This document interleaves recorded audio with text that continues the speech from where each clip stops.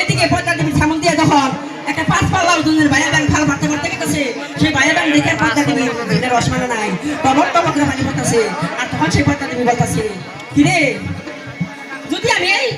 বাইরে ব্যাংক একবার ধরে খাওয়া পারি তাহলে আমার 7 মাস আর আহার করতে হবে না কি চাম্পা ফুলের পূজা পূজা লাগায় পূজা খাই আমি তাকে থাপ্পা দিয়ে বাইরে ব্যাংক খেয়ে নেই যখন সেই পয়তা দেবী বাইরে ব্যাংক ধরে হেরা মুখের মধ্যে খেলা দিছে বাইরে ব্যাংকের দুই ঠ্যাং দুই বিহি ফাঁক করে দিছে বিদ্যুৎ মিহি হান্দা না